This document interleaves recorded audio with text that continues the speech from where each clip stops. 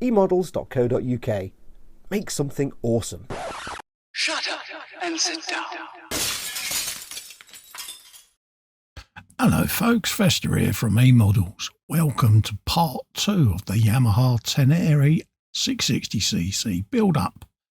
And we're doing a bit of detailing on the engine there, as you can see, using a couple of paint pens just to go around, do all the line work for all the cooling fins up the side of the engine there. And I'm just lightly skimming over it and just building up the silver. Just give it a little bit more character. When you look at the real bike, these are actually done this way. So they paint the bike and then they blast off the excess paint. And it just gives you a nice silver set of fins. It brings a bit of character to the engine there. So we'll just deftly go around this. And as you can see in the background there, you've got the wheels and the frame have been done in the red, looking very vibrant. It's got a couple of little bits of detail to do on them, just to bring the bike up to spec. So I tend to put all the base colours down first, and then I go over and detail up using various paint call-outs as per the instructions. So that's what I'm doing now. As you can see, it's looking rather rosy. Coming together quite nicely there. I'll just do the lower part there just to catch them grills, and already that's only its first layer. So we'll come back and do the bolts all the way around the casings there to pick them out, and then we can start going in with a brush now and doing the carburetors and things like that, just to start bringing out them details. All the different colours are in the instructions, folks. First page of the instructions, you'll see all the paints I'm using. Got a nice bit of gold going on now, 'cause I do like a bit of gold. We're just going around doing all the additional little detail parts, all the little covers, the bolt heads, things like that. Just picking out different colours, just so that the bits that are visible when the build is complete, you can just see a little bit of additional colour. There you go. And then we can come back in now, catch up with the carburetors. Do the body on them. And then work our way around the other side, doing the same on the manifolds there. Just lets us pick out all these little details as we go around the model there. So I'll just put a little bit more silver just on these two little pieces there, just to pick them out, as you can see. And it's just the little bolts that retain the cylinder head there. And I think that's coming up all right. Happy days. So we now got to do the spokes on all the wheels and silver them up, just to give the wheels a bit more contrast, folks. That's why I'm doing it this way. For me, it just gives them a little bit more character. So you can have the red rim, red centre hubs, and nice chrome spokes. I think that looks rather sweet. Too much of one colour for me, just, don't know, just makes it look a bit too plain. So, as you can see, just do the other side now. Don't forget to catch all the inner parts of the spokes if you do this, folks. Front wheel is a lot easier than the back because obviously it's a larger wheel. Got a smaller hub on the front as well, so you can really get in there. So, give that a quick shake. Now we can carry on. And that's a nice titanium silver that's going in there. Just to bring them out nicely. Work your way around the wheel. Take your time, folks. This is sped up the footage. And then there's all the frame brackets going in as well. Start bringing them all together now. And it just brings out little different details now on the frame. Not much to paint on there because the tanks obviously obscure a lot of the frame anyway. So you're only going to see the swan neck and the headstock poking out. So, yeah. A little bit of clear yellow on the forks. just bring that out. Same on the other piece there. Just brings that out looking rather splendid. Like that. Well, I say, folks, it's the rear suspension spring. But yeah. There you go. Bit more detail on there. Just want to retain the spring whilst I do the inner part there. Just paint that. Do it on its colour and just use the tweezers to retain the spring quite nicely. And then we should be able to pick out all the different rings on the spring as well. See? Look at that. Oh, easy, innit? I think so anyway. And a nice little wash on a few bits and pieces, just to put a little bit of contrast in there. Bit of known oil going in there. A Citadel paint, kindly supplied by my friends up at eModels there. And I'm just doing this on all the metalwork just to give it that die-cast look almost. So, just gets in all the crooks and nannies. And then same on the carburetors there, just bung a bit in there as well. Just dress them up nicely. It'll find all the little gaps. Same on here. And it just, for me, it just ages the metal. Makes it look a little bit more interesting for me. We've got the disc going on the front wheel there. And now we can start making our hoses. So I'm measuring these out. Unlike Tamiya, you have to measure these ones on the Tamiya bikes. You just lay it on the instructions and it's the exact length. This is an Italeri kit, so you do need to get the old ruler out, folks. Now we can start screwing the frame together. Just start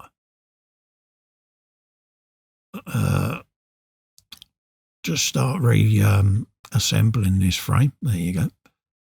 Couple of screws in there, and then what I shall do on this is go round and do all the screw holes that need to be done with the appropriate screws. I go round and I give them a quick screw in, and it just clears out any paint that may have got into the threads. It's almost like using a tap.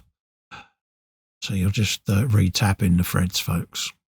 So that's the engine screwed in. Went nice and easily because I'd pre-screwed the holes in there. So it's making it very easy to get the screws in, he says. So yeah, just pop that in there. Give me fingers a stretch. There you go. And I am catching twitchy, so I do go about things a little bit differently than perhaps you would, but we get there in the end. There you go. My twitches do happen. So I've just got the back end of the engine in place there. It was a little bit of a taut fit, and I've also got the rear coil spring in there. Now we can go around and start tightening up all the screws and start getting the alignment correct, ready for when we put the swing arm on, folks. Which is like so. Look at that. Oh, it's already really taking shape. Just a few screws, you know, swing arm, wheel, boom. Suddenly you've got a rather sexy looking motorcycle coming together there. And that's the chain. So I'm going to position the swing arm where I want it. And then I shall tighten it right down because this is going to go on a little vignette base. So the bike is going to be parked up in front of a little bit of a dunage. So I just want to do the appropriate thing and tighten everything up so that the bike itself will mount to the base and it will just sit there on display. So we can now start putting linkages and things like that in place. Just start doing all of that. And there's the stand going in. Got a little tiny spring to hook on there as well. So bear that in mind, folks. It is a little bit of a faff, but I'm going to screw it in. But I've got a feeling once the spring's in, the stand will keep flicking back up. So I might end up really just tightening the stand down. We'll see. we'll see what happens with that. Let's just have a quick forage in the old destructions there, see what we got next. Pretty much telling me where the spring's going to go. But I think there's going to be a pinging potential on that, so I might come back to that. So what can we bung on next for you? Let's have a quick looky-loo. I wonder. Front end? Could be. What do you think, folks?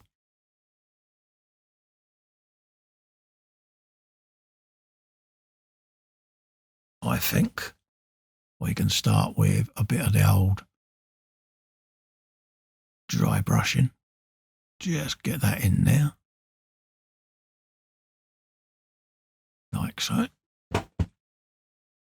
Just detail up these bits. And then we can start putting that front end together. I've got everything laid out at the back there. Front wheels ready to go. So I reckon we can get this pretty much as a rolling chassis by the end of this episode, folks. Don't forget, there is a link in the description below where you can grab this kit from the good old folks over at eModels.co.uk. A one-stop shop for all your model making needs. So pop over and have a looky-loo. Grab yourself one of these and you can build along with us. Really are a nice little kit, and there's loads and loads of stuff in store. Everything I'm using here you can get from eModels, folks, all the paints and that I'm using. So head over and treat yourself. You know you want to. They even do the Citadel paints now. They have full stock of those, so you can get those paints. Any other brand of paints you can get as well. God Hand as well. They're the UK supplier of God Hand. So yes, folks. You can grab all your God Hand nippers, sanders and things like that from them. There's a wide range of stuff. So I'll put a link in the description below for the God Hands section on their site. But it's pretty well visible when you go on there, folks. And have a look. If you're like me and like your gadgets and your tools, you won't be disappointed, folks. Let's just dab a bit of extra fin on there. We can pop that pipe on. And I tend to glue these on because I'm quite heavy-handed. And when I'm manipulating the model, I sometimes pop these hoses off. So I tend to just whop a bit of extra fin on there. So that when they're on there, they're not going to come back off them. So you don't have to glue yours if you don't want to, but I tend to because, like I say, I am quite heavy-handed. We'll just put a little dab of glue on there, and then we can find its home, which is another hose. Bink. Just like that. It will go in. I might have to definitely do it with me good hand. Just locate that in place. It's stubborn. I might just need to open up the end of the tubage. Got a nice pair of pointy tweezers that will do that, and then I should be able to put another dab of glue on, and then that should bite them. So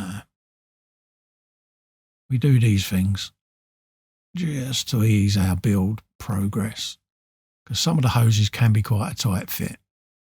Like I say, and I am Captain Calamity,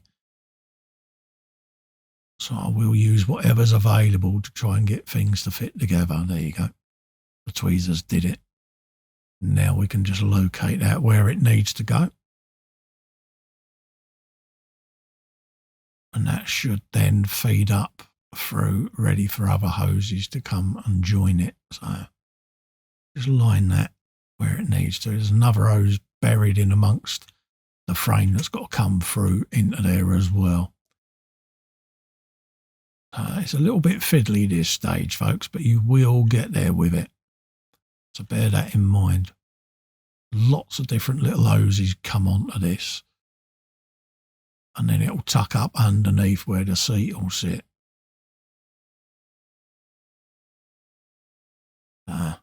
Just check your instructions, folks. It will go together.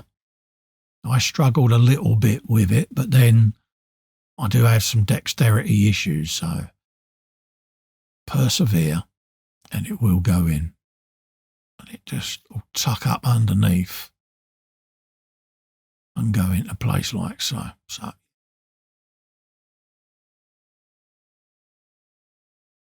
just get a bit of gloopy glue on there just so that will hold in place. And I did use a clamp on that until the glue dried, folks, because it kept wanting to ping off. What have we got next? We've got the belly pan on, as you can see there. Simple screwed in place, 2 screws, and then we got the forks ready to go on. So we can get them on. We've just got the sleeves to put over them as well. So we'll get them lined up. We've got the red rubber sleeve that we painted earlier. So I'm lucky. I know this isn't going to get handled a great deal, so I could paint that rubber red just to make it look a bit more sexier. And this is going to sit on display underneath the counter at the eModels store, folks. So you'll get to see it.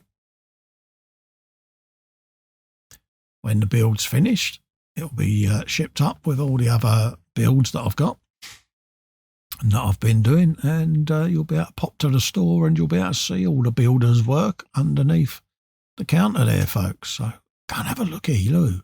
And remember, wave to Fox's eagle when you see it, because he does miss it.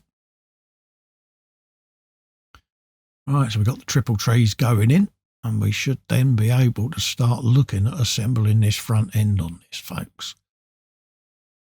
That's what I'm trying to do by the end of this episode, is get a nice rolling chassis for you. And then in the next episode, we can then start putting all the tanks on and getting the decals in place, and probably finish the bike in the next video, to be honest with you. So we're just going to line these up, pop the screws in, get the front wheel together, and then that should then feed up underneath through the headstock, ready for the top yoke to go on with the handlebars. So yeah, look at that. I want to make motorbike noises, but I can't yet. Only a will. I'll have a go for you. If you want me to. Might do one at the end yet. We'll see. Apologies for being off shot, but I've got my big magnifying glass of seeing that's just to the left there. And I do have to just flick over and have a quick lookykins in there, because I need to be able to see what I'm doing, and it's quite a tinsy wincy little screw that I'm putting in, so apologies for that. But looking at the rest of the bike there, she is really coming together nicely. So we should now be able to feed this up and through the yoke on the headstock there. So let's just make sure I've got that lined up and ready, because the hands of many things will be needed. But I do like how this bike is beginning to look. It really is a stunning kit. It will fight you a little bit, but persevere with it, folks. This is what this is all about. Even myself, I've been doing this for donkey's years, this hobby, and every now and then there is still something that will trick you. Right, let's just feed this back up and go in like so. Rest that in place, and we'll see whether we can get this bad boy in there like that. So try and shoehorn your fingers in there, folks. I'm going that way because I can't quite get my big chubby fingers in there. Let's have a looky-loo. There you go. Should go in. See how that looks then. Look at that. Oh, stunning, mate. It really is stunning. I just want to make sure it's lining up, because before you tighten it up, you want to make sure your forks are parallel. Because if they're not, you're gonna have a bike that goes crabby down the road. So, and then once I've got it where I want it to, as the hoses are drying off, I shall tighten it down quite tight, just so that it doesn't spin too much whilst I'm trying to get all the hoses on, folks, because, yeah. So as we're finishing this, remember, pop over to eModels and treat yourself, folks. I'll be back for part 3.